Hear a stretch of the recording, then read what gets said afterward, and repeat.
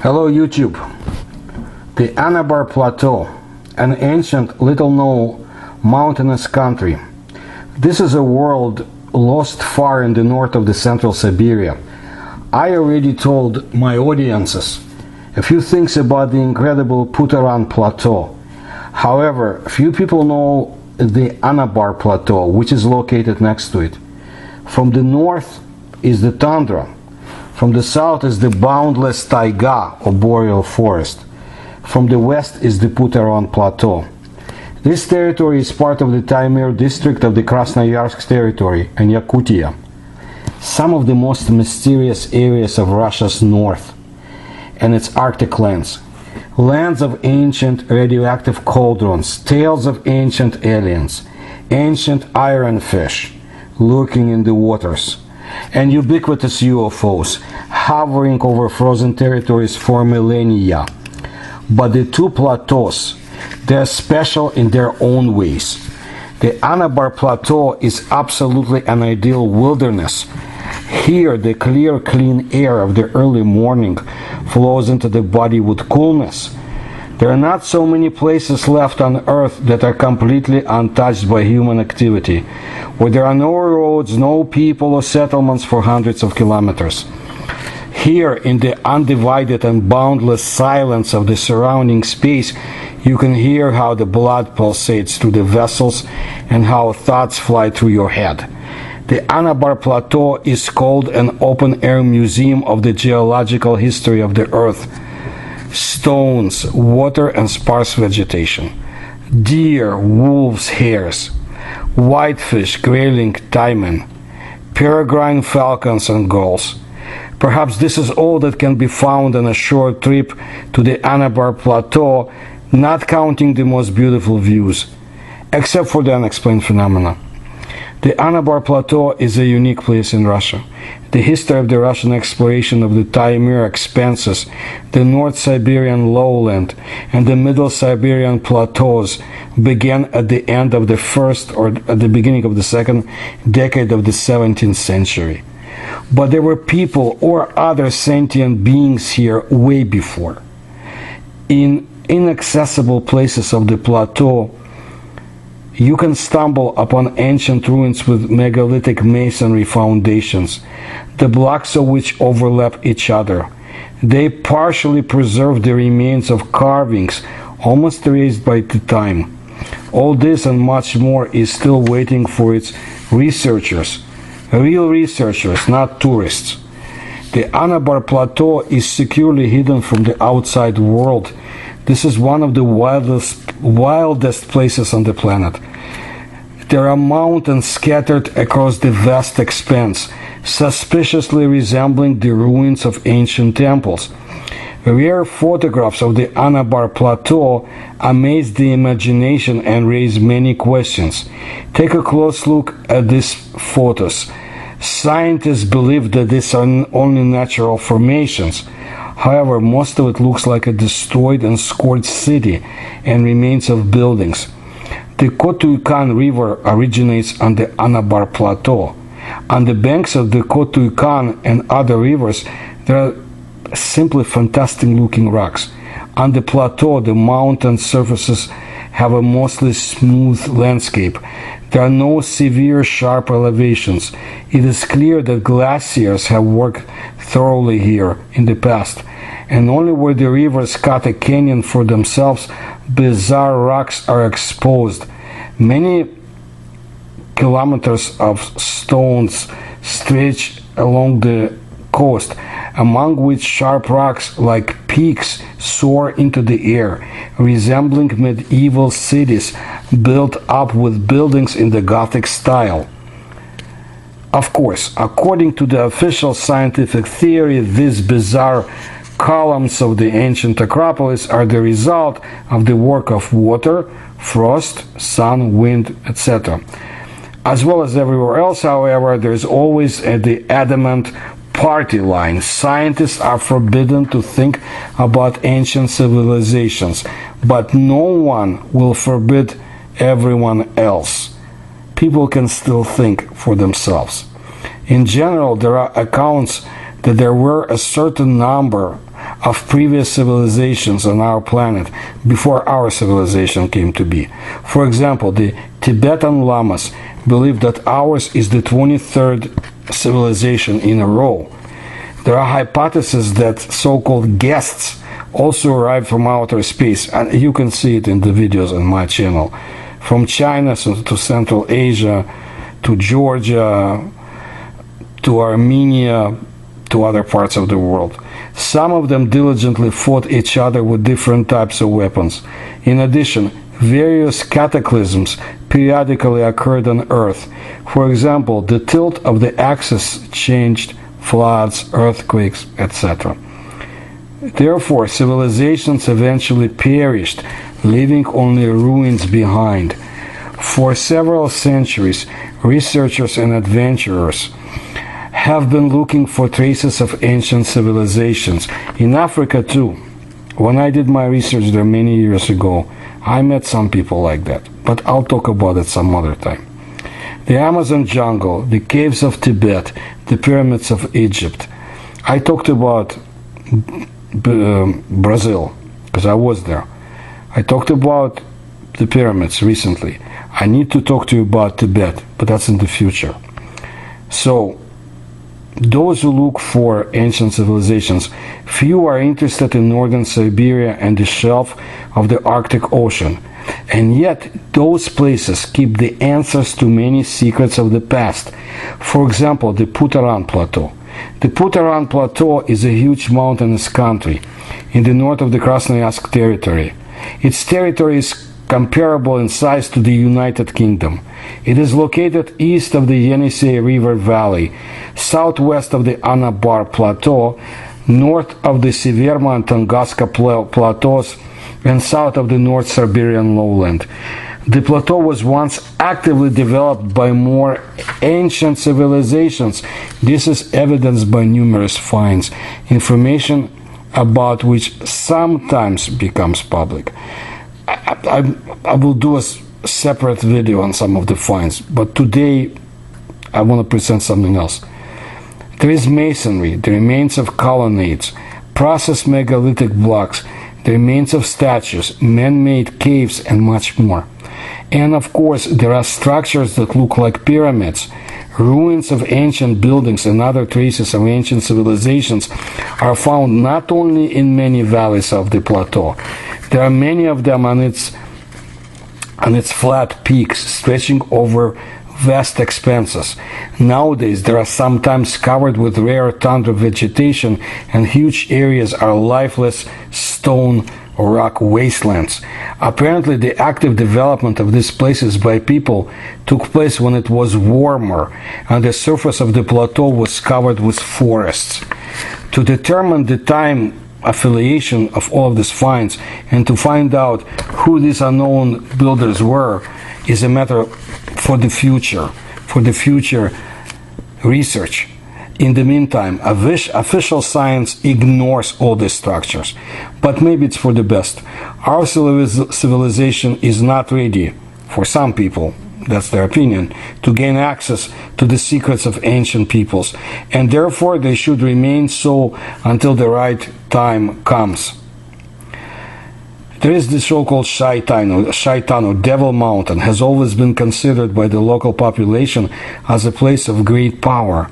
The Evenk local people, shamans, lived and performed ceremonies at its foot. Various rituals were held next to it.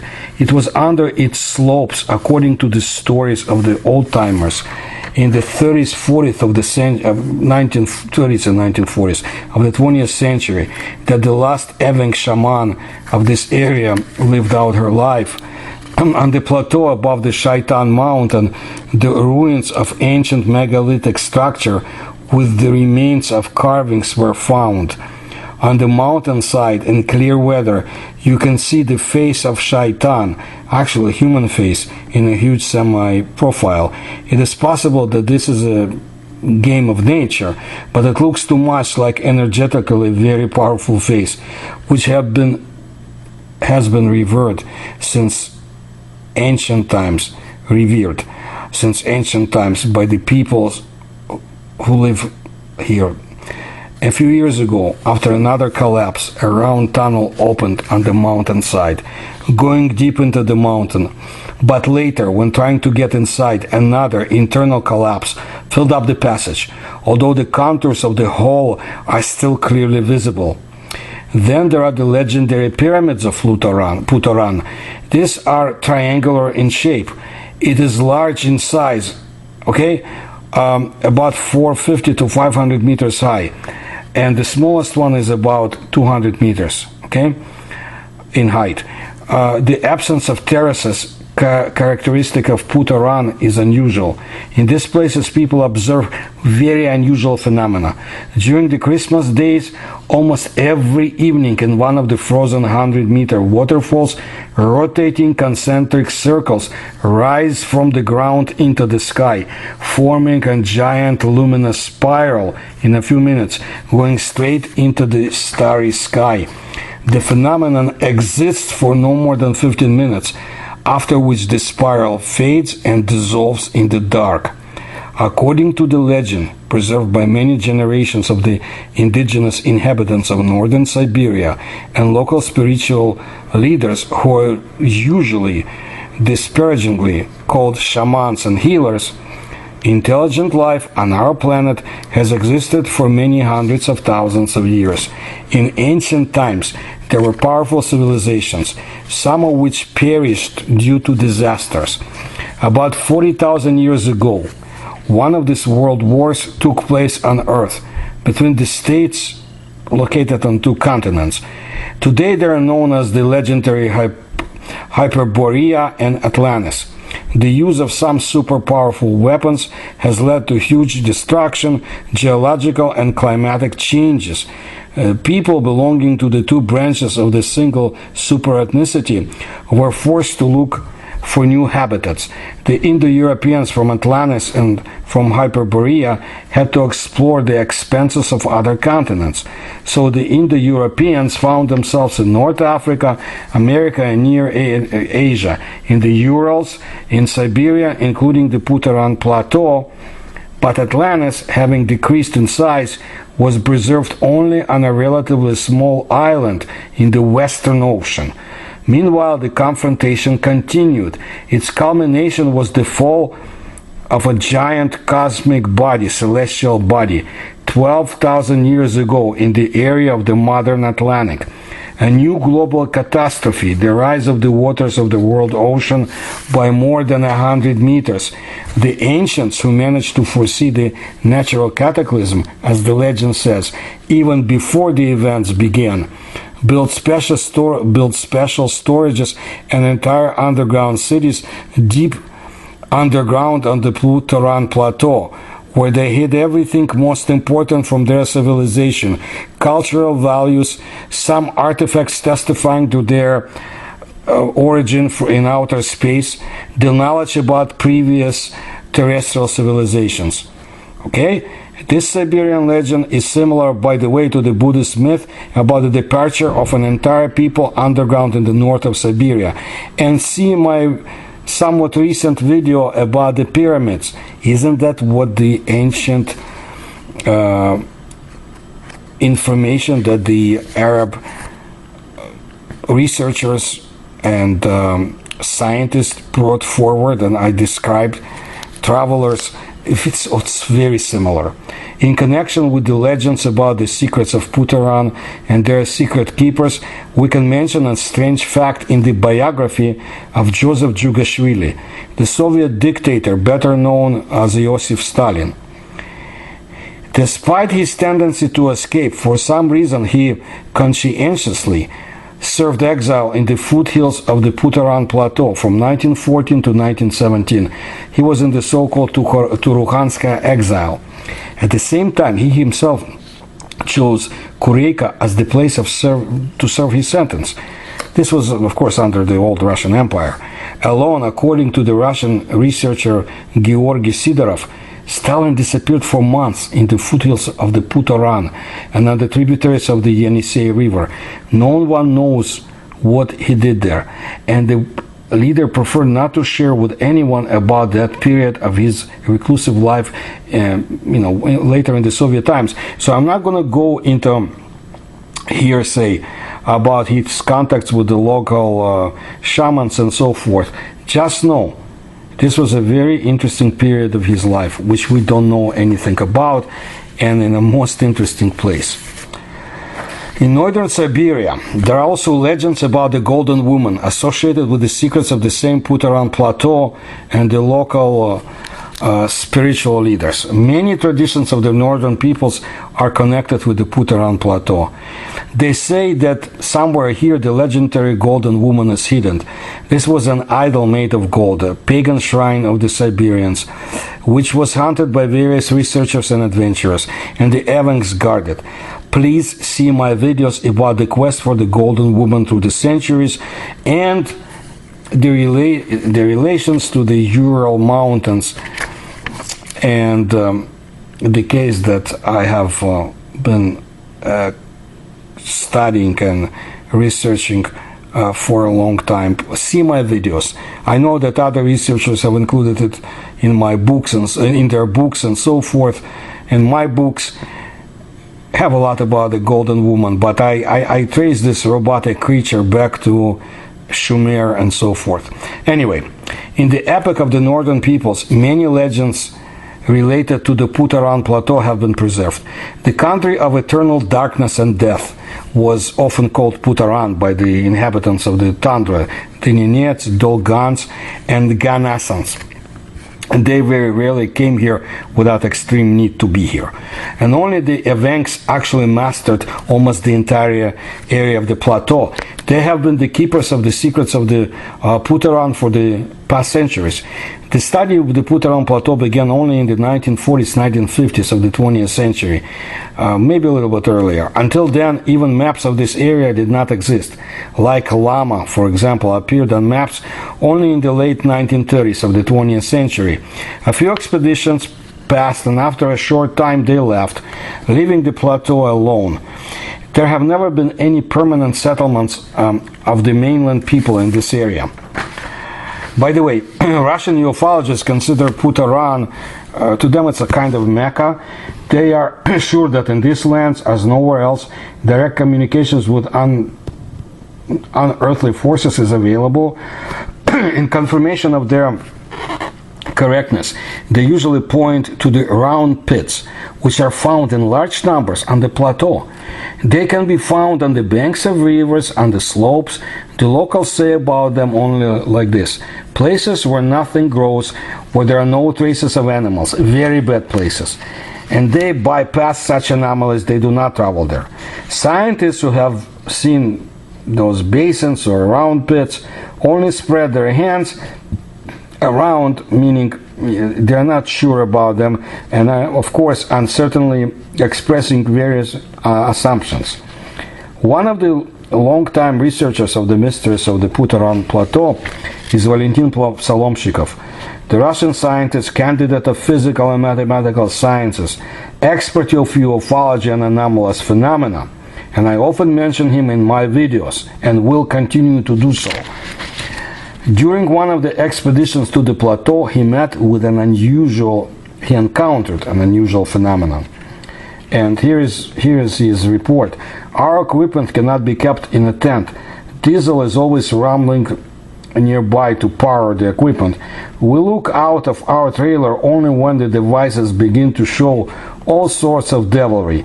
Suddenly there is an aurora or an borealis or an even rarer red haze outside. The scientist recalled the circumstances of his unexpected contact with the unknown. I did not expect to see anything interesting when the equipment went haywire. I got out of my house, which sadly stood on a deserted Siberian plateau 40 kilometers from the only nearest human habitation, a weather station. It was already dark, and a misty haze began to rise from a small lowland.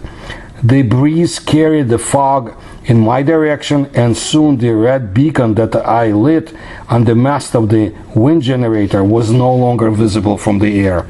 I returned to the house for the rocket launcher I think he meant the flare gun. And I found that the recorder was doing strange interference. When I got out again, I saw an unusual sight in the approaching fog wall. A chain of dull red spheres, one after another, emerging from the fog and then disappearing into it. It was as if the spheres were on some huge invisible disk, because this strange dance did not thing to stop, and several dozen spheres had already passed or floated before my eyes. I had to go back to the house for binoculars. By this time, the spheres had significantly dimmed, completely being in a foggy haze, so I did not see any details. It even gave the impression that it was the fog that extinguished these lights. Finally, the phenomenon ended. I timed it, and it turned out that the electromagnetic interference also ended at about the same time. However, their nature remained unclear, whether they were generated by the spheres themselves or some tectonic process that gave rise to them. According to Psalomshikov, for a long time he did not encounter anything similar to this phenomenon in the literature devoted to paranormal phenomena. Although pilots at altitude have repeatedly encountered garlands of fireballs, there is no rational scientific explanation for such phenomena. Yet, notes Valentin Psalomshikov, what he means is, as yet there is no explanation. There is only the mystical. For example, witnesses in another Russian area, as well as in other places, claim that they sometimes saw glowing human figures next to the spheres. And Kostroma children who were once brought home by such a fireball or sphere unanimously claimed that they were led out of the forest by a glowing woman with a burning lamp. Alas, none of the adults saw this woman, but it is well known that young children often see invisible to adults ghosts, apparitions, and phantoms of dead people. There is no other explanation for the reasonableness of the behavior of luminous spheres as yet, according to Valentin Psalomshikov.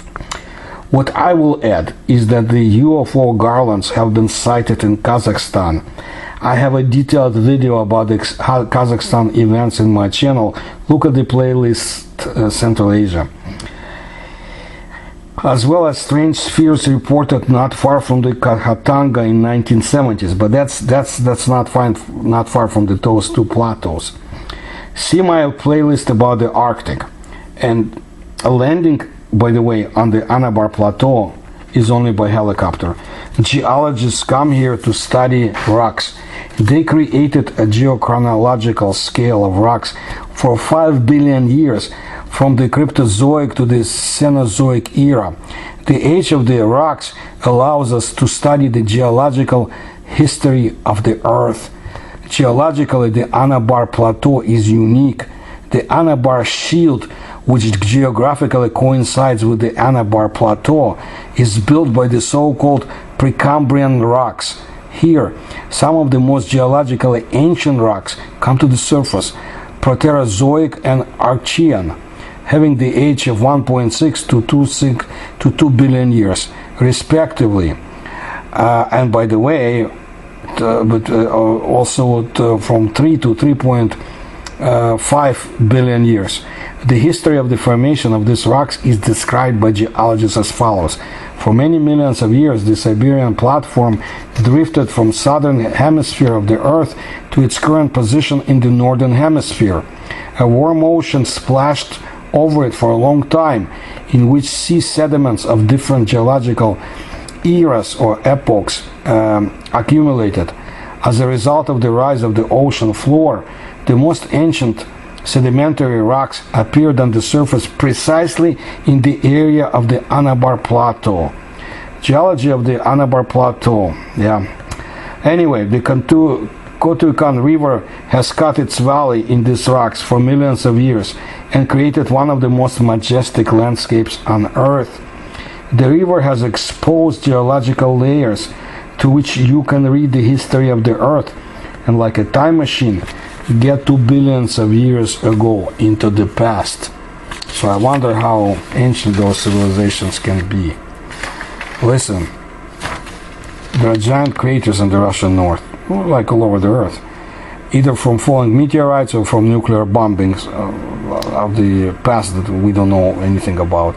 On the Anabar Plateau near the Popigai River, there is the Popigai crater with a diameter of 100 kilometers. Of course, it is impossible to see the crater even from a helicopter, but the bottom of the crater is 200 meters below the surrounding area. The edges are eroded. Geologists suggested that about 35 million years ago, a celestial body about 6 to 8 kilometers in diameter crashed there. The industrial diamonds left behind as the result of the powerful impact were a state secret in the USSR and modern Russia. I have a video also about the Popigai in my videos about the Arctic. I think you should see it. And also there is more about UFOs over Hatanga. In the 1970s, 1990s of the 20th century, quite a lot of tourist groups were brought to the Plateau Plateau every year. There were many hunting and fishing places for them to be, but due to the constant increase in tariffs for helicopters, the only transport available to the vast majority of the plateau to visit the plateau, the flow of tourists has sharply decreased. Fishing points have been abandoned. A huge part of the plateau has become completely deserted. Many valleys have not been visited by people for decades. The Plateau Plateau is one of the very few completely undeveloped and almost deserted places on our planet. The plateau is indeed a difficult place to reach, but you know what, I don't want to exaggerate. It is much more difficult and expensive to get, for example, to the center of the Taimyr Peninsula or some tricky point of the mainland Arctic, and of course most of them are closed off for foreigners because of the strategically important military installations and facilities and plants in the area. And there are simply no regular tours for tourists there, but you see, in the other places of the Arctic, but there are many of them on the Plateau Plateau, although only to the accessible western part, the protected zone of the Plateau Reserve. So much for the inaccessibility. Tour operators do their best to exploit the aura of mystery and inaccessibility of the Plateau Plateau, selling tours to a couple of well-known, well-maintained bases in the western part of the plateau. The remoteness from civilization, the pristine nature of the plateau, and some marketing do the job. They bring tourists. There are really a huge number of waterfalls on the plateau. The most interesting ones are located deep inside the reserve and are accessible to comfort lovers only by helicopter. This dramatically reduces the anthropogenic load or human impact on the area. Fortunately, the Plateau Reserve occupies a significant part of the Plateau Plateau. Entry is prohibited there without a permit. The protected area of the nature reserve is open for visiting. The regime there is not as strict as the main territory, but such a visit must be coordinated. It is remarkable that there is no infrastructure for tourists in the central part of the plateau. All programs and development plans relate only to the protected area of the reserve in the western part of the plateau, accessible by rivers and lakes from Norilsk. For foreigners, it's almost impossible to get into Norilsk. Anyway, I'm not gloating at all. It's just that the sad experience everywhere shows that the mass tourism is harmful to nature. The Plateau Plateau has many lakes, rivers, and canyons. It has the largest number of waterfalls in Russia. Plateau lakes are mostly isolated from the outside world, and the fish in each of them differs from the fish of neighboring reservoirs. Now, just imagine what else the plateaus hide, and what could be located in the bowels of the inaccessible lands. Maybe we will find out one day if there is a concentrated research of those who keep their minds open, scientists, and want to get to the bottom of it. Anyway, the Great Arctic Nature Reserve, the largest in Russia and in Eurasia, was established in 1993. Its shores are washed by two seas of the Arctic Ocean, the Kara Sea and the Laptev Sea. The Putaran Nature Reserve was established in 1988. It is also one of the largest in Russia and is in the Arctic, in the middle part of the large mountainous country. The fabulous Putaran Plateau, but the Taimyr Nature Reserve, whose entire territory is in the zone of continuous permafrost, was established in 1979.